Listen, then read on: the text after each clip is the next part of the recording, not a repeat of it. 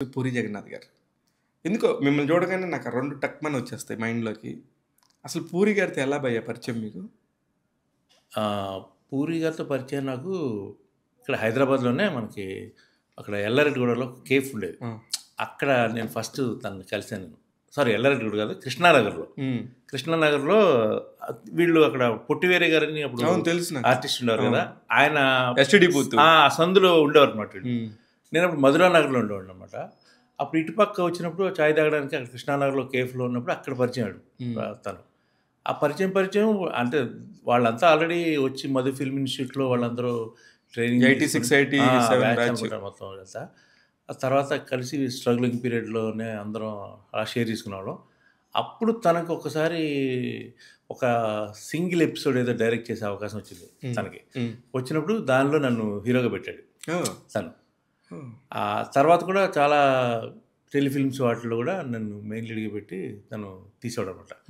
అదే టైంలోనే ఏదో ఒక ప్రత్యూష నక్షత్రం అని చెప్పి ఒక 2 సింగిల్ ఎపిసోడ్స్ ఉంటే వాటికి మ్యూజిక్ చేస్తారా అని చెప్పి దానికి ఒక సాంగ్ కూడా చేయించాడు నాతో. అది ఫస్ట్ మ్యూజిక్ డైరెక్షన్ అదే. ఓకే. అది ప్రత్యూష నక్షత్రం. ప్రత్యూష నక్షత్రం దాని పేరు. ఓకే. సింగిల్ ఎపిసోడ్ అనమాట. ఓకే.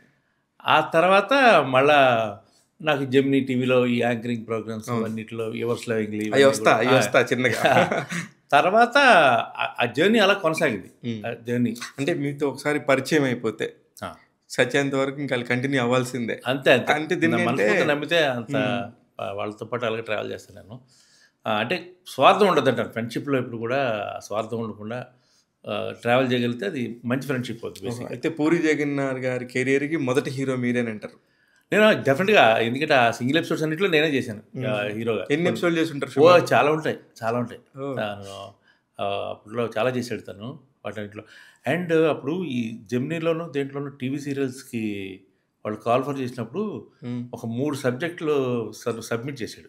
జెమినీకో, డీడీకో సబ్మిట్ చేసినప్పుడు ఆ సబ్మిట్ చేసినప్పుడు దాంట్లో ఆర్టిస్ట్ లిస్ట్ కూడా ఇవ్వాలి కదా! అందులో హీరో అన్న పేరు వచ్చినప్పుడు నా పేరు రాసి పెట్టి 3 సబ్జెక్టులు సబ్మిట్ చేస్తే ఆ 3 కూడా రిజెక్ట్ అయ్యాయి. 3 సబ్జెక్టులు. ఓకే. తర్వాత ఆ మూడింటిని సినిమా తీశాడు. ఇట్లు శ్రావణ సుబ్రహ్మణ్యం, తర్వాత బద్రి, ఇంకోటి ఏదో అమరాల తమిళమ్మాయి. ఈ 3 అమరాల తమిళమ్మాయిలో గేమ్ అప్పుడు బాక్సింగ్ కాకుండా ఇంకేదో పెట్టాడు అనమాట. ఓకే. ఈ 3 రిజెక్ట్ అయ్యాయి అక్కడ. ఈ 3 రిజెక్ట్ అయ్యి ఈ 3 ప్రేక్షకులు బ్రహ్మరథం పట్టారు. బాబోయ్. నాకు ఈ బద్రి స్టోరీ ఫస్ట్ అమీర్పేటలో అనుపమ హోటల్ ఉంది. అవును. రోజు మధ్యాహ్నం ఇద్దరు అక్కడ బిర్యానీ తింటుంటే ఆవిడ ఈ స్టోరీ ఒకటి సబ్మిట్ చేశానరా, ఇందులో ఒక ఆవిడ ఉంటాడు హీరో, వాడికి 2 అమ్మాయిలు ఇది అది చెప్పాడు ఆవిడ.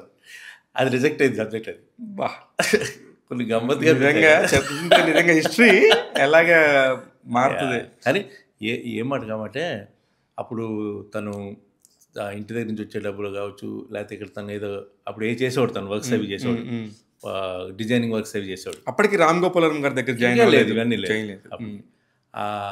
ఆ డబ్బులతో ఎవ్రీ సండే హ్యాబిట్స్ వెళ్ళేవాళ్ళం. హ్యాబిట్స్లో అక్కడ రోడ్డు మీద పుస్తకాలు పెట్టి అమ్మేవారు కదా, ఆ పుస్తకాలు కొనుక్కొచ్చి అట్లా బాగా చదివేవాడు అబ్బా హోంవర్క్.